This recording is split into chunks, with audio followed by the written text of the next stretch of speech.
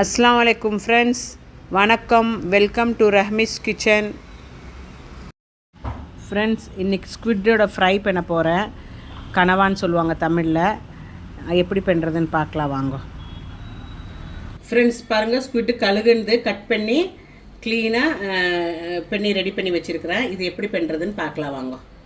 அது எப்படி ஸ்குவிட் எப்படி பண்ணுறதுன்னா, ஒரு சட்டியில் ஒரு 3 டீஸ்பூன் அவ்வளோ டேபிள் ஸ்பூன் அவ்வளோ கோகோனட் ஆயில் ஊற்றிக்கோங்க. அப்புறம் அது நல்லா காஞ்ச பிறகு நம்ம இடித்து வச்சுருக்கிற சின்ன வெங்காயமும் பச்சை மிளகும் கருவேப்பிலை போட்டுக்கலாம். சின்ன வெங்காயமும் கருவேப்பிலையும் பச்சை மிளகும் போட்டுக்கலாம் எண்ணெயில். எண்ணெய் நல்லா காஞ்சிருச்சு. ஒரு அரை வெங்காயம் அறுத்து வச்சுருக்குறோம், அது போட்டுக்கலாம்.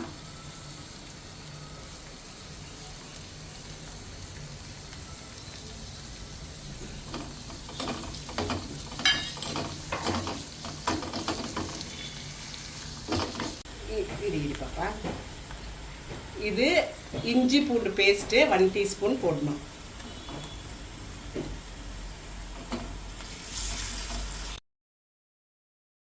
இருக்கிறது ஒரு டொமேட்டோ கட் பண்ணி வச்சிருக்கிறது போட்டுக்கலாம்.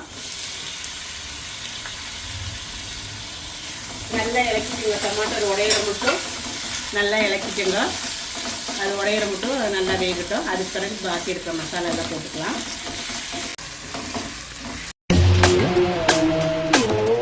நல்லா வணங்கி வந்துடுச்சு டமோட்டா. இப்போ நம்ம மசாலா ஒன்றா போட்டுக்கலாம். கொஞ்சம் சிம் வச்சுக்கோங்க கேஸு. அப்புறம் நல்லா இப்போ மசாலா ஒன்றா போட்டுக்கலாம். ஒரு 1/4 டீஸ்பூனு மஞ்சத்தூள் போட்டுக்கோங்க. ஒரு 1/4 டீஸ்பூன் பெருஞ்சீரகம் போட்டுக்கோங்க.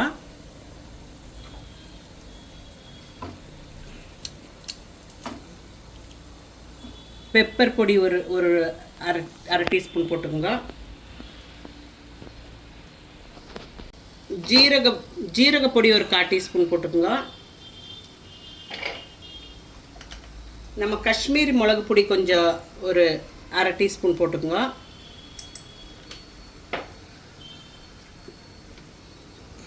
நம்மளோட ரெகுலர் மிளகு பொடி ஒரு டீஸ்பூன் போட்டுக்கோங்க.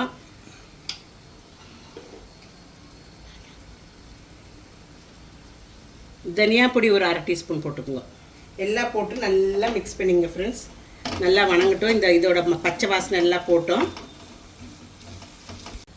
தேவையான உப்பு போட்டுங்க. 1 கேஜி ஸ்குவிட் இருக்குது. நான் போட்டிருக்கிற மசாலா எல்லாம் 1 கேஜி ஸ்குவிட்டுக்கு. உங்களுக்கு எவ்வளோ தேவை உப்பு அவ்வளோ போட்டுக்கோங்க. போட்டுட்டு நல்லா இது மசாலா நல்லா இலக்கிக்கோங்க. நம்ம ஒரு 2-3 பீஸ் தேங்காய் நல்லா சின்னதாக அரிஞ்சு வச்சுருக்குறோம். அது போட்டுங்க. ஒரு தேங்காய் இருக்கும், அது நல்லா போட்டுக்குங்க. அது இடையில இந்த ஸ்குவிட் இடையில தேங்காய் கிடைக்கும் போது ரொம்ப டேஸ்டியாக இருக்கும். அதுவும் போட்டுக்குங்க. நல்லா இலக்கிட்டு பாருங்கள். நல்லா வணங்கி வந்துருச்சு ஆல்ரெடி. இது கொஞ்சம் நம்ம ஆயில் கொஞ்சம் கூடவே இருக்கணும். இன்னும் கொஞ்சம் கோகோனட் ஆயில் ஊற்றிக்கலாம். ஏன்னா இது ஆயிலில் தான் அந்த ஸ்குவிட் வேகணும்.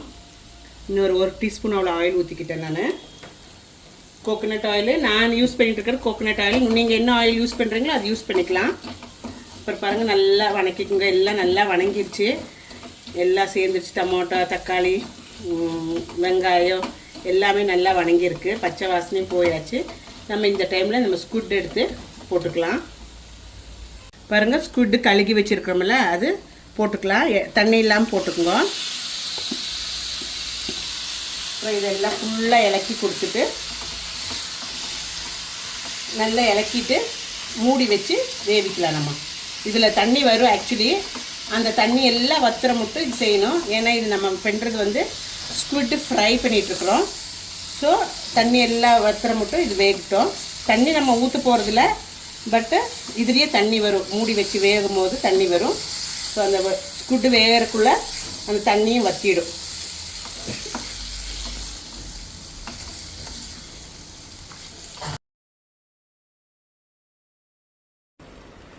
பாருங்கள் ஃப்ரெண்ட்ஸ், நம்மளோட எம்மியான ஸ்குவிட் ஃப்ரை எவ்வளோ நல்லா இருக்குது பாருங்கள்.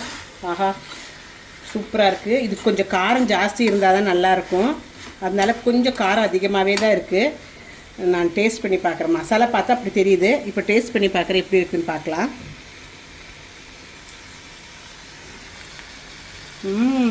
ரொம்ப நல்லாயிருக்கு, சூப்பராக இருக்குது. வாவ், நீங்களும் வீட்டில் ட்ரை பண்ணுங்க, உங்களுக்கு இஷ்டம் ஆகும்.